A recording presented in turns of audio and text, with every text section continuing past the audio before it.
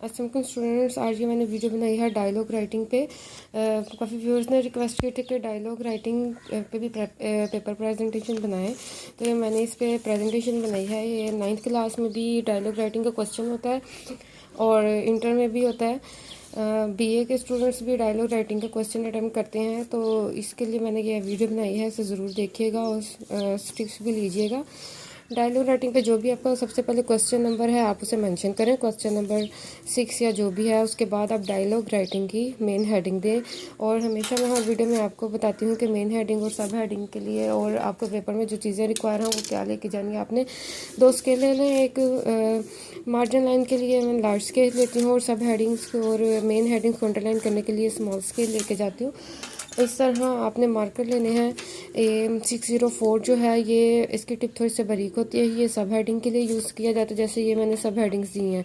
इस तरह ये 605 मार्कर है, इसकी टिप थोड़ी सी मोटी होती है, ये मैं मेन हेडिंग के लिए यूज़ करती हूँ। फॉर एग्जांपल ये जैसे डायलॉग राइटिंग और क्वेश्चन नंबर की जो मैंने हेडिंग दी है वो मैंने इस मार्कर के थ्रू दी है।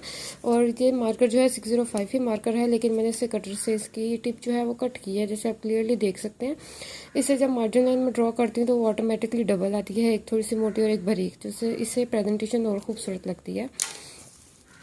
अच्छा जी, सबसे पहले जो है आपने क्या करना है, शीट जो है उसको दोनों तरफ से इतना इतना फोल्ड कर लें ताकि आपके लिए एक इनविजिबल मार्जिन बन जाए। उसके बाद अगर आप पहले मार्जिन लाइन से लगाना चाहते हैं, अगर आपकी स्पीड अच्छी है तो आप पहले लगा लें, लेकिन वन साइडेड हो हमेशा। जैसे कि ये देखें, मैंने शीट पे एक साइड पे लगाई है, इस साइड पे नहीं लगाई, ठीक है। वन साइडेड मार्जिनाइज लगाते हैं पेपर में, तो आप पहले लगाइए बाद में लगाएं। अब जब आपने डायलॉग लिखना है तो सबसे पहले आपने डायलॉग राइटिंग की हेडिंग देनी है। जैसे ये डायलॉग है बिटवीन 2 स्टूडेंट्स, तो उसकी मैंने हेडिंग दी dialogue between 2 students regarding prayers. अब हेडिंग देखें हमेशा मेन पे, अब क्योंकि हेडिंग थोड़ी सी सब हेडिंग लंबी थी तो मैंने इसको थोड़ा सा लेंथी सेंटर में ही करके लिखा है, लेकिन इसको फैला दिया इस तरह। अब जिनके बिटवीन डायलॉग है यानी नेम्स जो हैं वो लिखने हैं आपने। पहले आप अली और अली की वो आप पहले जो कन्वर्जेशन है वो स्टार्ट करें, उसके बाद अवैस, उसके बाद आप बार बार मार्कर ना खोलें, इसको छोड़ दें। अब यहाँ पे है, आप यहाँ पे देख सकते हैं मैंने एक ख़ास डिस्टेंस रखा हुआ है, एक ही डिस्टेंस से मैं स्टार्ट कर रही हूँ और छोड़ रही हूँ। ध्यान से देखिए, यहाँ पे मैंने मार्जिन लाइन लगाई हुई है, इससे बाहर नहीं मैं गई। अब ये मैंने नाम लिखने हैं, अब मैं बार बार नहीं मार्कर यूज़ कर रही क्योंकि मुझे टाइम भी सेव करना है पेपर में। मैंने उनकी कन्वर्सेशन सारी पहले लिख ली है। जैसे ही न्यू कन्वर्सेशन स्टार्ट हो रही थी तो ये गौर से देखे मैंने यहाँ पे डॉट लगा दिया ताकि मुझे पता हो कि यहाँ से नेक्स्ट पर्सन बोल रहा है। जैसे अवैस ने यहाँ बात ख़त्म की तो अली ने यहाँ स्टार्ट करनी है, तो मैंने यहाँ से बात शुरू की है लेकिन यहाँ डॉट लगा दिया है कि मुझे याद रहे कि ये नेक्स्ट कन्वर्सेशन हो रही है। इसके बाद अली ने बात ख़त्म की, अवैस ने स्टार्ट की, तो मैंने डॉट लगा दिया। इस तरह मैंने ना यहाँ पे कंप्लीट कन्वर्सेशन इसकी कर ली, डायलॉग मैंने कंप्लीट लिख लिया। उसके बाद मैंने मार्कर पकड़ना फ़ौरन। मार्कर चाहे आप सिंपल ले लें चाहे वो सब हेडिंग वाला ले लें, इससे कोई मसला नहीं। तो जहाँ मैंने डॉट लगाया है मैंने वहाँ पे फिर उसका नाम लिख दिया। फिर मैंने जो डॉट लगाया है वहाँ पे मैंने अवैस का नाम लिख दिया।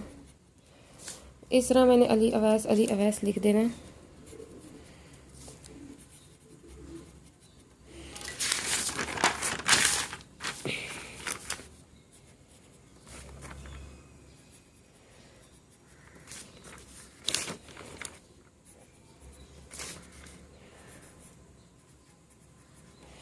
ठीक है, जब मैंने नाम सारे मेंशन कर दिया इसके बाद जो है आपने ये डिस्टेंस जो है हमेशा आपने इक्वल पे रखना है।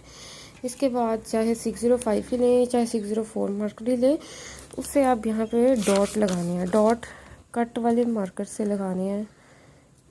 और इस चीज़ का ध्यान रखें कि बिल्कुल एक दूसरे के नीचे आए, एक लाइन सी बन जाए।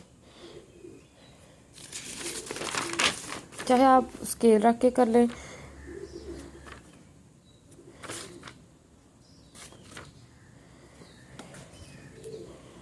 अब ये देखें डॉटेड लाइन, ये जो मैंने डॉट्स लगाए हैं उससे भी एक मार्जिन लाइन की तरह नज़र आ रहा है। अब इसकी प्रेजेंटेशन देखें डायलॉग राइटिंग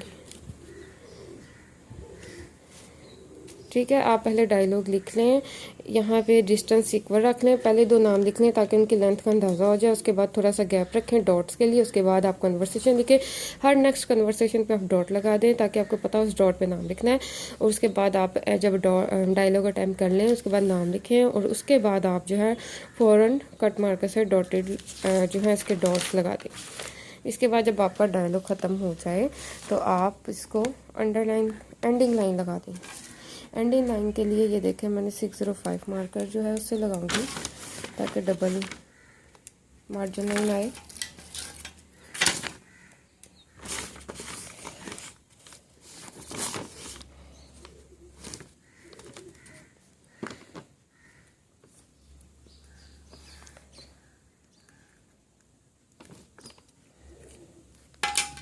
ये देखें, तो कोई भी क्लास का स्टूडेंट है जिस पर भी डायलॉग राइटिंग का क्वेश्चन है इंग्लिश के पेपर में, चाहे वो बीए है, चाहे वो इंटर है, चाहे वो 9th क्लास है, तो लेंथ का फ़र्क होगा, बाकी इसका पैटर्न आप सेम रखें तो आपकी प्रेजेंटेशन भी अच्छी आएगी, पेपर भी जल्दी, आपका डायलॉग राइटिंग का क्वेश्चन जल्दी अटैम्प्ट हो जाएगा और प्यारा भी लगेगा। आई होप कि आपको वीडियो ज़रूर पसंद आई होगी। इसे ज़रूर लाइक शेयर और मेरे चैनल को सब्सक्राइब करें और नोटिफिकेशन बेल पे ज़रूर क्लिक करें ताकि आपको मेरी हर नई आने वाली वीडियो का नोटिफिकेशन मिल जाए। Thank you so much. अल्लाह हाफिज़।